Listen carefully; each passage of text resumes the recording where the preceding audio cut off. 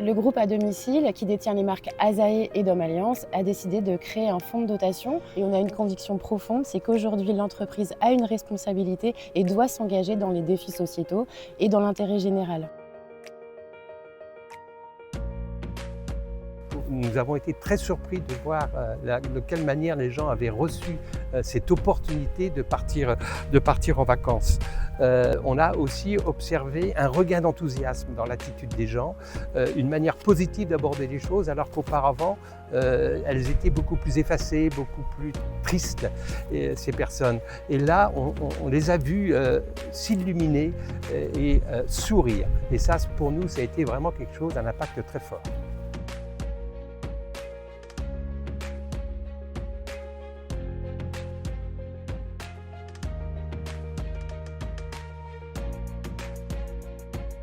Aujourd'hui, on a des intervenantes qui vont au quotidien chez les personnes âgées, qui ont accès à leur intimité, leur quotidien, et elles nous font remonter souvent le sentiment de solitude, l'isolement, la perte de lien familial. Et c'est comment nous, on va aller monter, créer, financer des projets qui vont permettre aux personnes âgées d'aller en vacances, de se retrouver ensemble, de faire communauté, de retrouver du lien. Et nous, on mise vraiment sur ces projets-là, on trouve ça très important.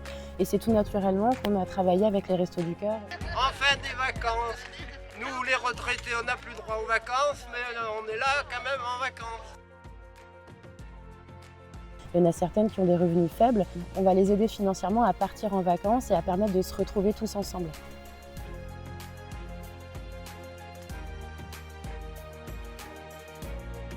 La mise en place de ce projet a boosté un certain nombre de personnes dans leur engagement dans la vie de la cité, dans la vie avec les centres. Et ça nous encourage, nous, à imaginer pour l'année prochaine de renouveler cette expérience. Cette année, on l'avait limité qu'à 4 centres.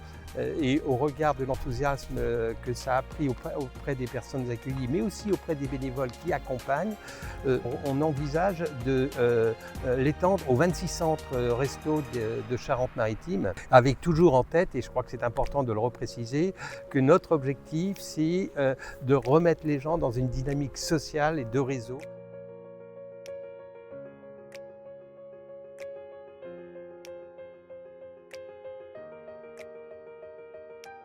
Nos projets futurs, c'est de continuer à soutenir et à financer des projets qui vont rassembler les personnes âgées, notamment quand il est question d'isolement et de solitude, comment faire lien social ensemble, mais aussi vers les personnes en situation de handicap.